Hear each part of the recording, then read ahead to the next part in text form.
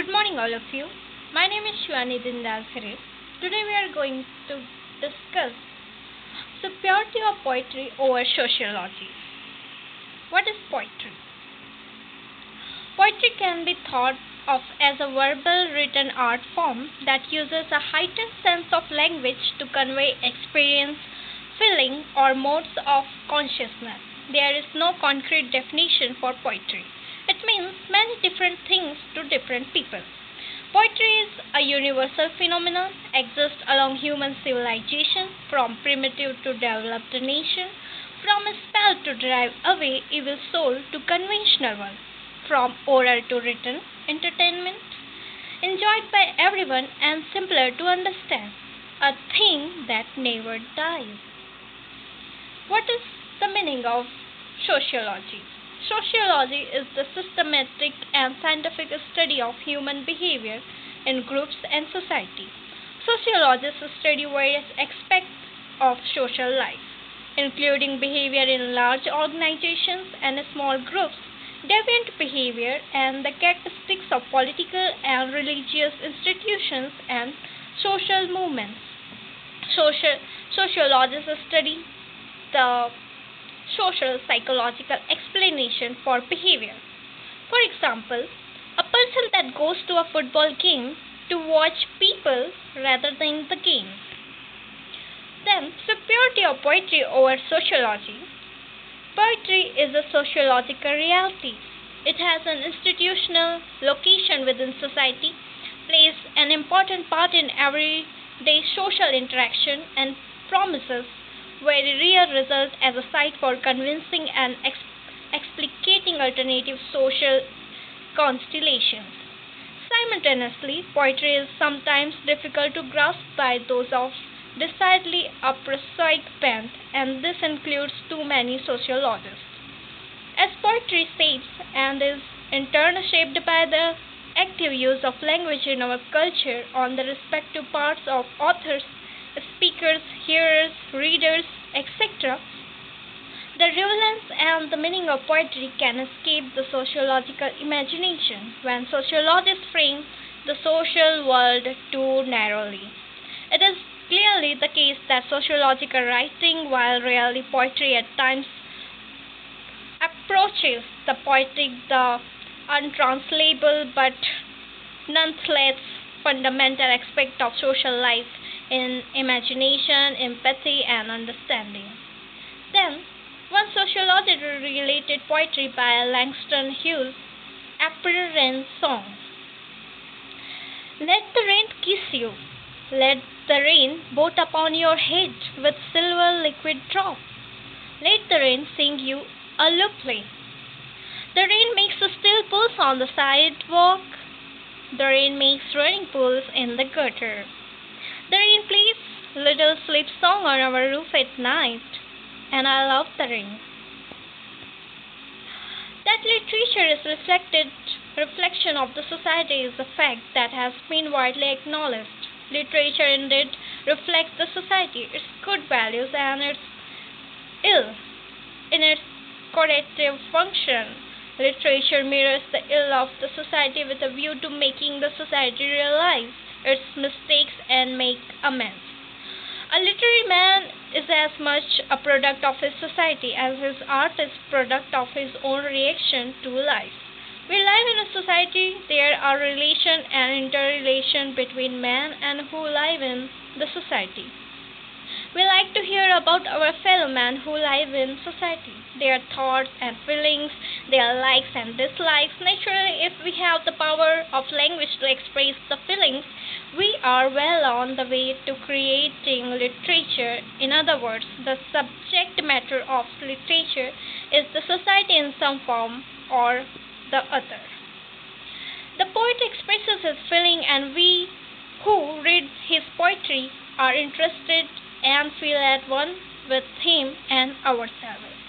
After all, society is this bond of fellowship between man and man through communication that the poet or writer seeks. If literature expresses social sympathies, naturally it is bound to exercise some positive influence on our mind and attitude.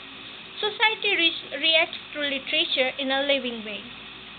An inspiring poem creates a general influence on society. It arouses our feelings and enthusiasm for welfare.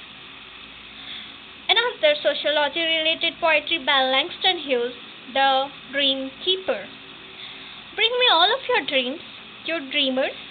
Bring me all of your heart melodies, that I may wrap them in a clue cloud cloth, away from the too rough fingers of the world. Shelley has called the poet the acknowledged legislator of the mankind. The function of legislator is to lay down the law, a settled course of action that men may follow. Poetry and literature generally do this in a quiet and unobstructive way. The essence of poetry lies in the individual approach of the poet, his personality, which will dominate over other influences. Undoubtedly, the poet is shaped by the spirit of his age, but he has also got the capabilities to mold his period. A great man of later is the creature as well as creator of age in which he exists. Thus we talk of the age of Shakespeare, the age of Dryden, the age of Pope, the age of Wordsworth, the age of cynicism, low morals, and satirical literature. Tate Mill's Mitley book doesn't reveal the time, spirit of his age. Milton revolts rather than express the spirit of his time. Similarly, in spite of all the atmosphere of heroes, noble ideas, idols, and love of song and drama, the Elizabethan age could not produce another Shakespeare. Then we are discussing French Revolution and the Romantic poets. The French Revolution brought to Europe the hope of political freedom and social reconstruction, though the hope was dashed to the ground with the accession to the power of Napoleon. Its place was taken by the enthusiasm of the struggle of the nations against old regimes. Wordsworth was deeply saturated with the dogmas of French Revolution. The prelude analysis as well as communicates the progress of Wordsworth's political sympathies. The French Revolution stirred in him republican sympathies which were strengthened by his visit to France. Wordsworth records the feeling of those days. Bliss was it in those days to be alive, but to be young was very heaven.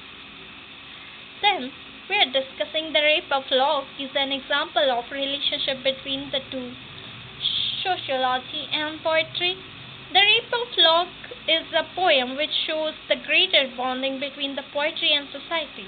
In this poem, Alexander Pope shows himself empathically as the spokesman of his age. This poem pictures the artificial tone of the age and the frivolous aspect of femininity. We see in this poem the elegance and the emptiness, the meaninglessness and the vanity, the jealousies and treacheries and tragedies of the social life of the aristocracy of the 18th century in its real form. The key ideas crowd the vacant brain, while peers and dukes and all their sweeping train. I quote, I'm singing another song of Emily Durkheim. Why did no one help that lady who fell down the escalator? Because she wasn't pretty? That's why, and thus it wasn't cool. So that's sociology, Babu. In conclusion, poetry is only one of the many channels in which the energy of an age discharges itself in its political movement, religious thought, philosophical speculation, art. We have the same energy overflowing into other forms of expression. The study of English literature, for example, will thus take us out into the wide field of English history, by which we mean the history of English politics and society, manners and custom, culture and learning, and philosophy and religion, However diverse the characteristics which make up the sum total of the life of an effort, just like the qualities which combine in an individual are not as tan-footed merely juxtaposed, they are interrelated and interdependent. Thank you very much for listening. Thank you.